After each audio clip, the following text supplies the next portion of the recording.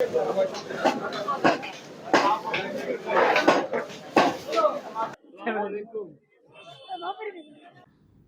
কুয়াশা আর শৈত্যপ্রবাহের প্রভাবে মানিকগঞ্জের বাজারে হঠাৎ করেই বেড়েছে সব ধরনের শীতকালীন সবজির দাম।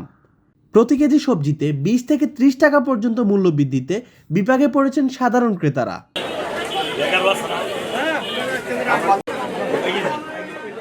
মানিকগঞ্জের বাজারগুলোতে এখন শীতকালীন সবজির সরবরাহ থাকলেও দাম বেড়েছে প্রায় সব পণ্যেরই। তাজা সবজি কিনতে প্রতিদিন বাজারে ভিড় করছেন ক্রেতারা, তবে দামের কারণে অনেকেই পড়ছেন বিপাকে। বাজার ঘুরে দেখা যায় গেল সপ্তাহে যে বেগুন বিক্রি হয়েছে 30 টাকা কেজিতে, সেটি এখন বিক্রি হচ্ছে 50 টাকায়। করলার দাম 50 টাকা থেকে বেড়ে হয়েছে 70 টাকা। শিম 60 টাকা থেকে বেড়ে বিক্রি হচ্ছে 80 টাকায়। এছাড়াও অন্যান্য সবজিতেও 20 থেকে 30 টাকা পর্যন্ত দাম বেড়েছে। আলু ও পেঁয়াজের দাম তুলনামূলকভাবে বেশি।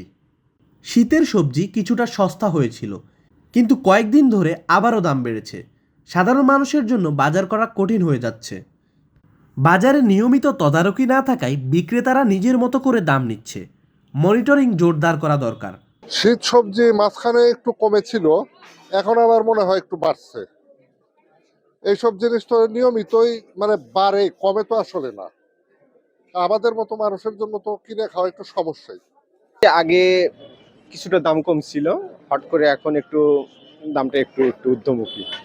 এখন আগের চেয়ে একটু বেশি মনে হয়, কারণ কি তা জানি না, কিন্তু বেশি মনে হয়। বিশেষ করে সিম কিনতে গিয়ে দেখলাম যে অনেক তফাৎ। 60 টাকার সিম 80 টাকা বিক্রি হচ্ছে।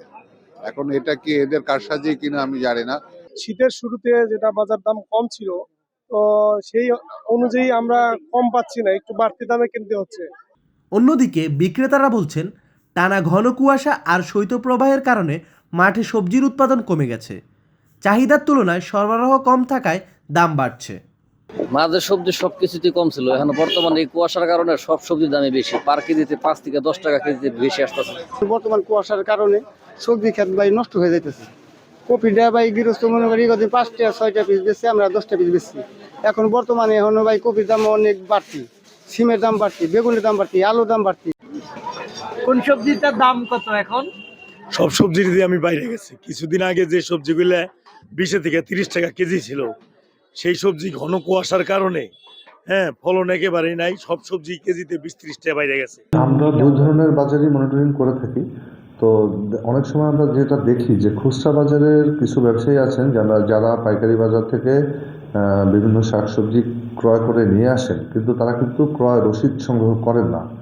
তো এই জায়গাটাতে আসলে আমরা বুঝতে পারি না উনি কত পরিমাণ লাভ করছেন বা অতিরিক্ত মুনাফা করছেন কিনা। তবে আমরা এই জায়গাটাতেও তাদেরকে সতর্ক করেছি, সচেতন করেছি যাতে এই ক্রয় রসিদটা তারা সংগ্রহ করেন, এবং আমরা একইভাবে পাইকারি আড়তগুলোতে যে তাদের বিক্রয় রসিদ যাতে সরবরাহ করেন সেই জায়গাতেও আমরা কিন্তু নির্দেশনা দিয়েছি। তো আমরা এই জায়গাগুলোই একটু মনিটরিং করব যাতে তারা এই ক্রয় রসিদটা তারা যেন সংগ্রহ করেন, এবং অতিরিক্ত মুনাফা করছেন কিনা এই বিষয়টা আমরা দেখব। যদি অনিয়ম পাই তাহলে আমরা আমাদের আইনগত ব্যবস্থা নেব।